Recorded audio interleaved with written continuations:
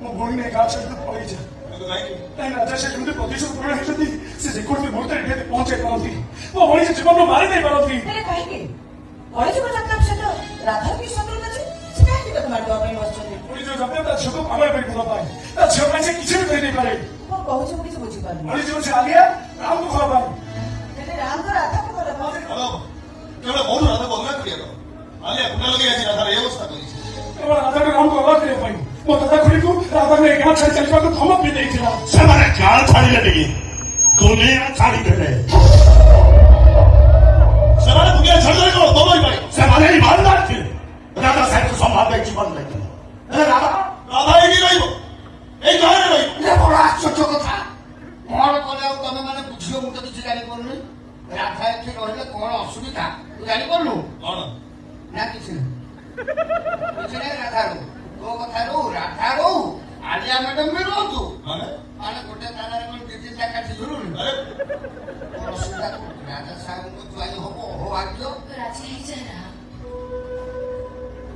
ରାଜା ସାହେବ ଯାହା କହୁଛନ୍ତି ତାଙ୍କ କଥାରେ ତୁ ରାଜି ହେଇଯା। ତାଙ୍କ ଜ୍ୱାଇଁ ହବା କୋଟି ପୁଣ୍ୟର ଫଳ। ଆଲିଆ ମ୍ୟାଡାମ ତୋର କଣ ଦେଖିକି ଏତେ ଭଲ ପାଇଦେଲେ ମୁଁ ତ ଜାଣିନି।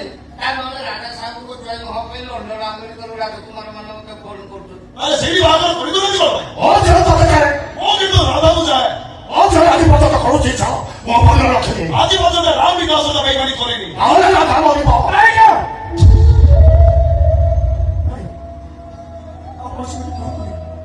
ମୁଁ ଆପଣଙ୍କୁ କଥା ଦଉଛି ମୋ ଭଉଣୀ ନେଇ ଗାଁ ଛାଡି ମୁଁ ଚାଲିଯିବି।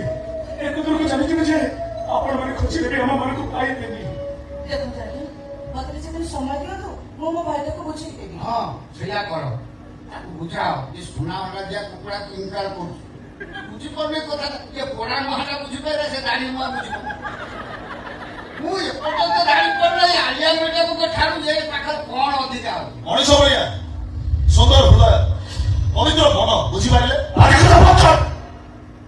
ମୋ ଝିଅକୁ କଥା ଦେଇ ଆସିଛି, ତୁ ଖାଲି ମତେ ତାରିଖ ଡାକ, ଯୋଉ ତାରିଖରେ ମୋ ଝିଅ ସହିତ ତୋର ମେଡିକାଲ ପରେ ବାହାଘର ହବ। ସେ ତାରିଖ କ୍ୟାଲେଣ୍ଡରରେ ନାହିଁ। ମାନେ ମୁଁ ରାଧାର ହେଇଯାଇଛି, ମାନେ ମୁଁ ଆଉ କାହାର ବି ହେଇପାରିବି। ଏ ଯୋଉ ଘଟଣା ରଖନ୍ତୁ, ଖାଲି ପକେଟରେ ବିଷ ରଖିଦେଲେ କେହି କେବେ ଗ୍ୟାଙ୍ଗଷ୍ଟାର ହେଇଯାଏ। ପକେଟରେ ହନୁମାନ ଚାଳିଶା ରଖୁଥିବା ଲୋକ ଯେତେବେଳେ ମୁଣ୍ଡଟା ବିଗିଡି ଯାଏ, ସେ ବି ସବୁ ଅଲଟ ପାଲଟ କରିଦିଏ।